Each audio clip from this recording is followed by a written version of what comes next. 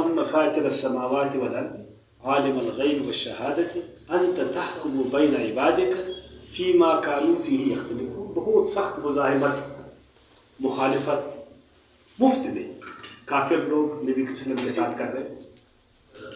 آپ صلی اللہ علیہ وسلم کا وہ احسان، آپ صلی اللہ علیہ وسلم کی ہمدردی، انسانیت، دیانت، صداقت، یہ سچائی، خود یہ قرآن آیات آیات یہ ظاہر کرتے کہ اللہ کا کلام، مگر وہ دشمنی سے باز نہیں آتے، دشمنی سے، تعصب سے، ضد اناد سے باز نہیں آتے. تو اب ان کو توجہ دے رہے کہ تم باز آؤ یا نہ آؤ، مگر اے رسول ان کو کہو، ان کو رسول ان کو کہو کہ آسمانوں کا جو خالق ہے وہ اللہ کی ذات ہے، تم لوگ نہیں. اللہ کی بہت بڑی زمین ہے.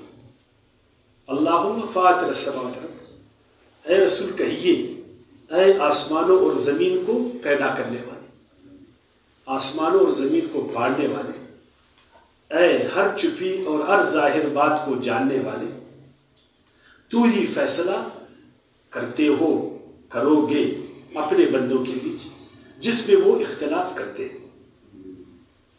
یعنی پھر اللہ کے نبی نے بات کس پر چھوڑا؟ اللہ پر چھوڑا، اللہ کے دین پر چھوڑا، اللہ کے قانون پر چھوڑا.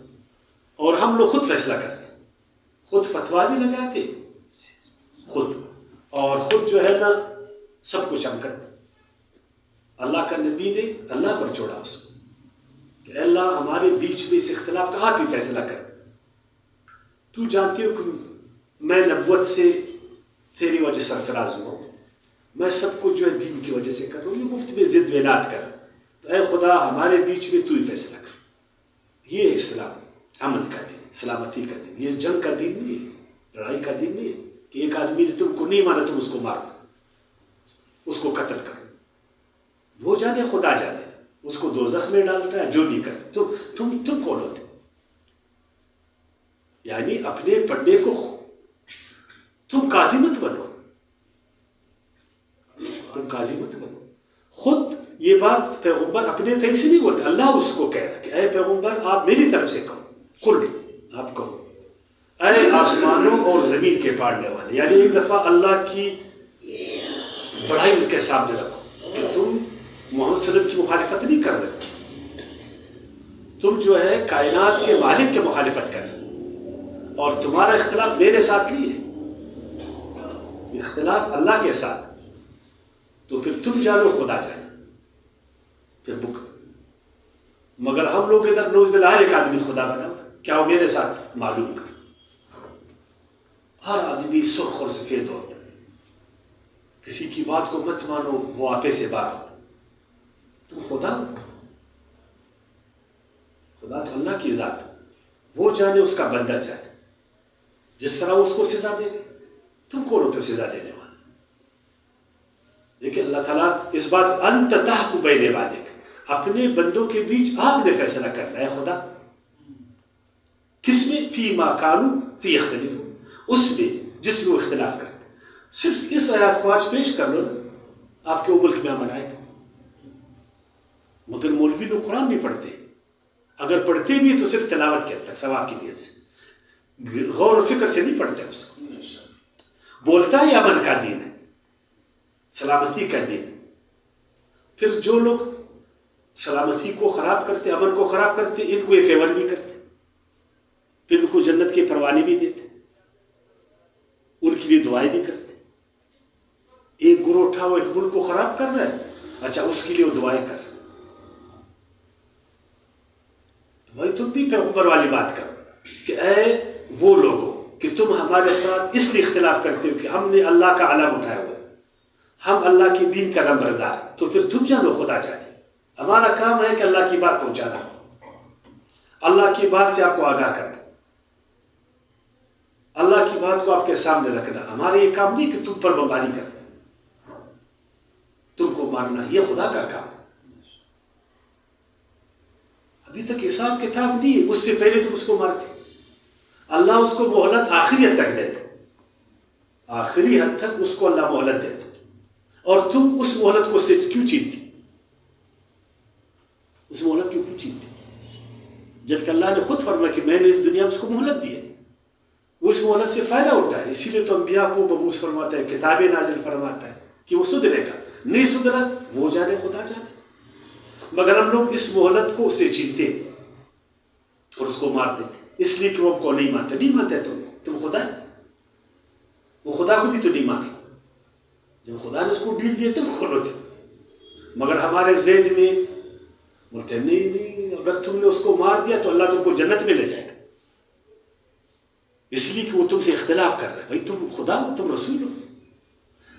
وہ رسول سے اختلاف کر رہا ہے، حالانکہ رسول معیار حق ہے، 100% برحق ہے، اس سے اختلاف کر رہا ہے. پھر بھی اللہ تعالیٰ اس کو ڈیل کر رہا ہے. تم تو آدھا تیتھر آدھا بٹیر، آدھا تیتھر آدھا بٹیر، وہ 100% برحق ہے.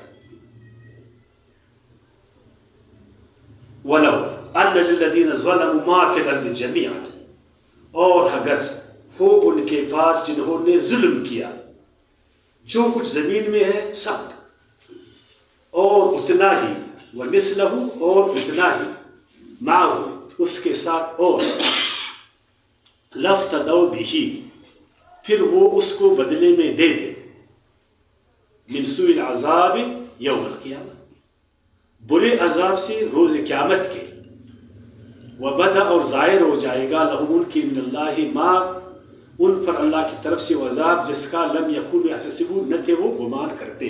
پھر جب ان کی مہلت ان سے لی جائے گی، ابھی کر اختلاف کریں، میرے نبی کے ساتھ جو کچھ کرتے کریں، میں نے ان کو عقل دیا ہے، ہوش آواز دیا ہے، اپنی رضا کو، اپنی مشیت کو ان پر ظاہر کیا ہے، اس کے باوجود کرتے کر لیں.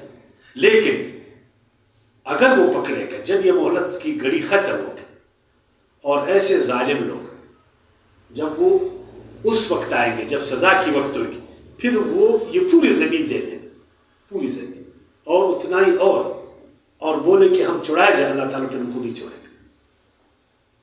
اور یہ معاملہ آخرت میں ہوئے گا، مگر ہم لوگ دنیا میں کرتے اس کو. اور ہم بولتے نہیں جی ظالم آدمی جو بھی کرے آخرت میں پوری دنیا نہیں دے گے، صرف ایک بکری دے گے. مولوی صاحب، پنڈت صاحب کو ایک بکری دے گے، پادری صاحب کو ایک بکری دے گے، وہ معاف، وہ پوری دنیا دے گا، پھر معاف نہیں ہے، پوری دنیا دے گا.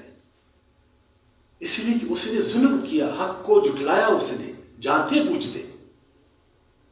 اس کو معلوم نہیں تھا پیغمبر صلی اللہ علیہ وسلم کے بارے میں، ایک امانت دار انسان، ایک سچا انسان، اللہ کا نبی، اللہ کا کلام ان پر ظاہر کر رہا ہے، ایک خیر خواہ انسان.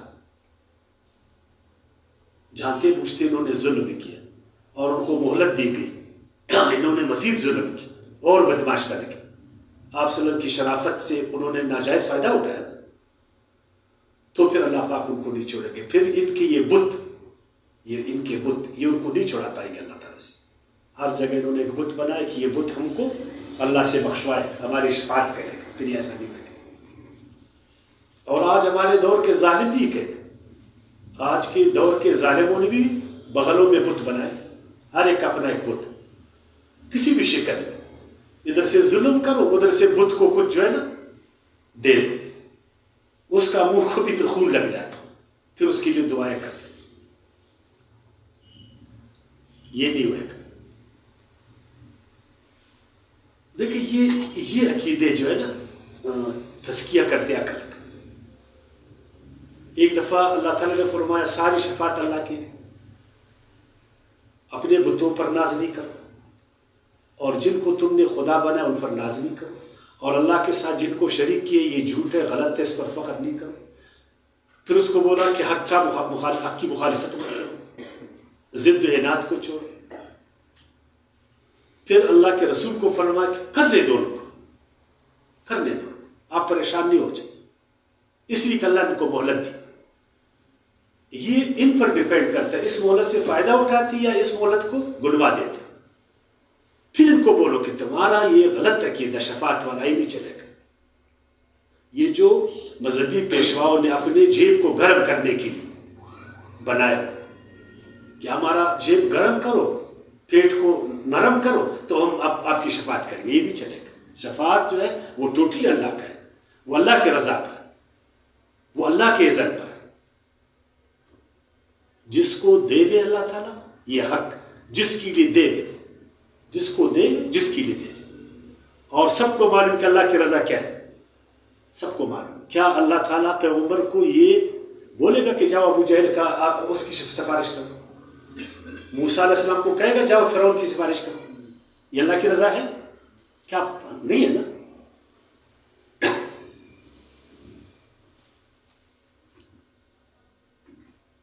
پھر فرمایا وَبَدَا لَهُمْ سَيِّئَاتُ مَا كَسَبُوا، لیکن ما کسبوا، اور اس دن ان پر ان کے اعمال کی برائیاں ظاہر ہو جائیں گے. یہ جو آج غلط عمل کوئی بھی کر رہا ہے یہ قیامت کے دن ظاہر ہو جائے گا.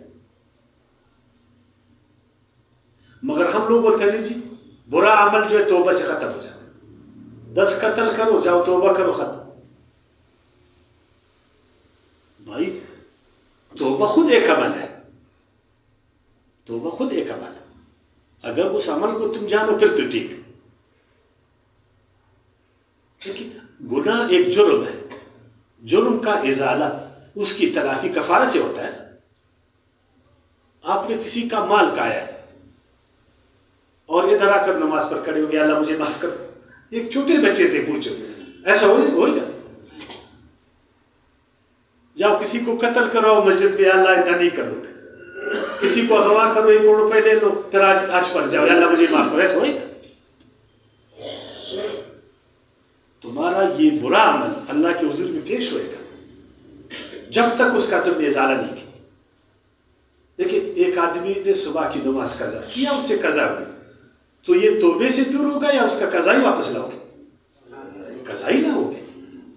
ایک آدمی نے روزہ قصدن کھایا، وہ توبے سے معاف ہو گیا، وہ روزے کا قضا ہی لائے گا نا قضا، حالانکہ وہ خدا کا حق ہے.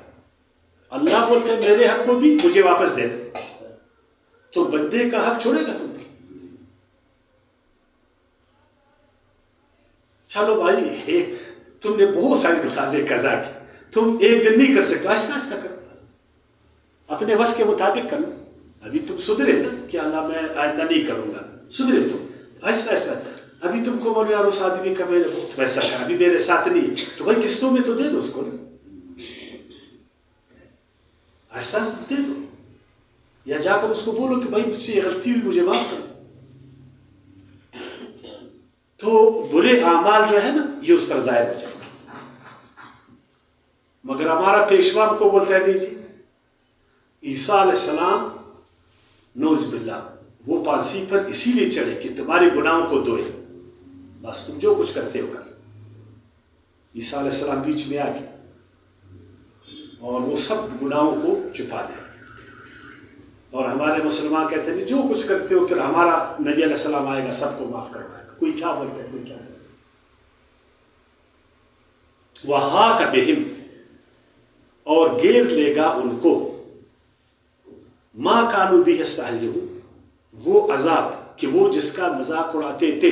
یہ بھی تو ایک مذاق ہے آخرت پہ. کچھ پہلے تو کہتے ہیں کہ بھائی عذاب ہے بھی، اور اگر عذاب ہے بھی تو ہم بادشاہ کے وزیروں سے نعوذ باللہ اللہ تعالیٰ کے وزیروں سے اس عذاب کو دفع کریں گے. جس طرح حکومت میں جب ہم پھنس جاتے تو ہم سرکاری عہدیداروں کے رشوتوں پر سفارشوں پر بچ پاتے.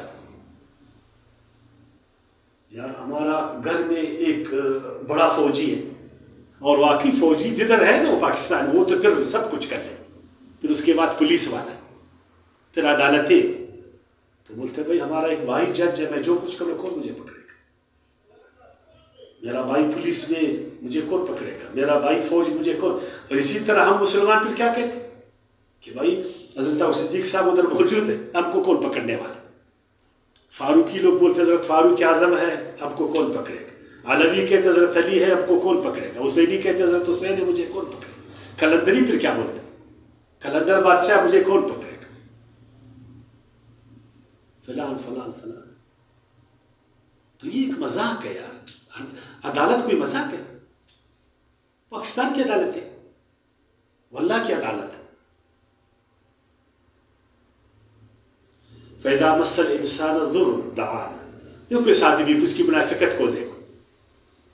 جب یہ پھنس جاتا ہے، بالکل اس کو معلوم ہے کہ یہ بت جن کو میں نے خدا بنا یہ اس دکھ کو مجھ سے دور نہیں کر سکتے، ہے نا، اس کو معلوم ہے. پھر وہ خدا کو پکارتا. جب ہر طرف سے مایوس ہوتا ہے پہلے اپنے بتوں کے پاس جاتا ہے، ادھر بھاگتا ہے ادھر بھاگتا ہے ادھر بھاگتا ہے. جب بات معلوم ہوتا ہے کچھ نہیں ہوتا ہے نا، پھر وہ خدا کی طرف آتا ہے. فَإِذَا مَسَّ الْإِنسَانَ ضُرٌّ دَعَانَا ثُمَّ إِذَا خَوَّلْنَاهُ نِعْمَةً مِنَّا قَالَ إِنَّمَا أُوتِيتُهُ عَلَىٰ عِلْمٍ. پھر جب ہم عطا کرتے اس کو کوئی نعمت اپنی طرف سے تو کہتا ہے یہ تو مجھے دی گئی میرے علم کی بدولت، یہ تو میری محنت تھی، یہ تو میرا علم تھا، یہ تو میری تقدیر تھی، اس میں خدا کا کیا تھا، یہ تو میں نے ایسا کیا. دیکھیں ایک بس والا غلط بس چلا ہے نا اور ایکسیڈنٹ کرے، بولتے ہیں خدا نے کی مجھ سے، اور جب اس کو بچائے بولتے ہیں دیکھو کیسا میں نے بچایا، ایسا گاڑی گر رہا تھا مگر میں نے ایسا گیئر لگایا، ایسا بریک پکڑا، ایسا کیا ویسا کیا، اس کا بریک وہ کیا ہوا جیسا فیل ہوا، پھر بھی میں نے اس کو بچایا. اور اگر وہ ایکسیڈنٹ کرے بولتے ہیں بریک فیل ہو گیا، اللہ تعالیٰ نے اس کا بریک کو فیل کیا. یعنی بدی کو نوز باللہ کمزور خدا پر ڈالتا اور اس کو فائدہ بینیفٹ ملتا ہے، بولتا ہے یہ میں نے کی.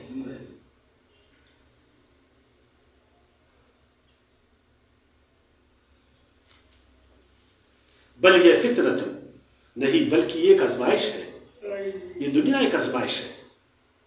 اللہ تعالیٰ آپ کو آزما رہا ہے کہ تم حق بولتے ہو یا جھوٹ، سچ یا جھوٹ، اور حق پر چلتے ہو یا باطل پر چلتے ہو، حق کو ترجیح دیتے ہو باطل کو ترجیح دیتے ہو. یہ بالکل ایک آزمائش. جس طرح ایک بچہ امتحان گاہ میں بیٹھا ہے اور اس کے ساتھ 3 گھنٹے اور اس کو 10 سوالات دیے گئے، ہر سوال کا 100 نمبر اور اس کو صحیح کرنا ہے، اسی پر اس کا پورا سال منحصر ہے. بہت احتیاط سے ایسا کرے گا، بہت احتیاط سے کرے گا. تو یہ 60 سال 70 سال یہ امتحان کا ہے. اگر اس کو ہم لوگوں نے ضائع کیا نا، ابھی دیکھیں کل کا دن نہیں آئے گا، آج جو گزارے یہ پر پرسن بھی آئے گا. تو ہم نے کوشش کر رہے ہیں زیادہ سے زیادہ اچھائیاں ہم نے کرتے. ولیکن اکثر ہم لا یعلمون، مگر اکثر لوگ بس دنیا کو زندگی کو بیماری سمجھتے، کوئی آزمائش نہیں. جس طرح وہ بچے امتحان گاہ میں کھیل رہے ہوتے،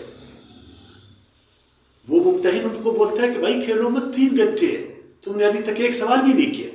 بولتے چھوڑو چھوڑو، ہم نے کیا کرنا. تو آج اللہ تعالیٰ بول رہے ہیں امتحان ہے، تمہارا امتحان لیا جائے گا، تم کو نمبر تمہارے اعمال پر ملے گا.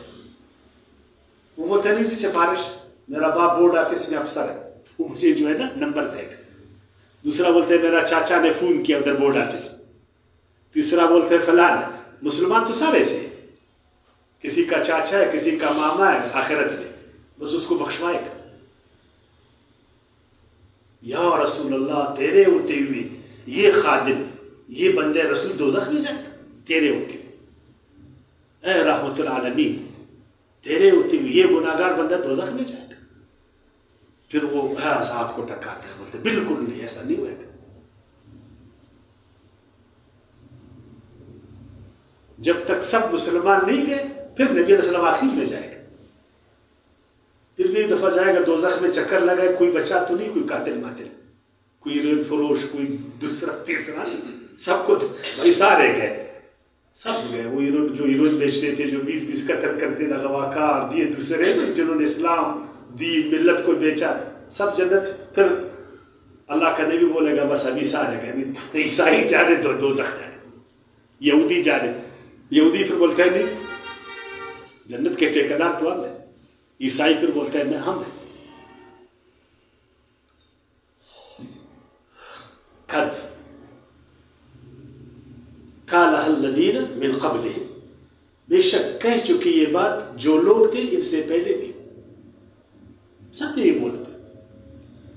آپ ہندو کے ساتھ بیٹھے ہو یہ کہتے بھگوان تو صرف میرا ہے اور بھگوان کو خوش کرنے کا یہی طریقہ ہے جو میں نے اپنایا.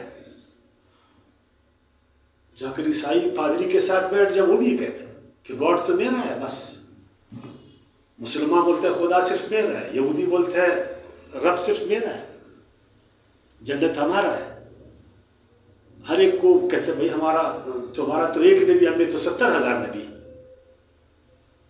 دوسرا کیا بولتا ہے، تیسرا کیا بولتا ہے.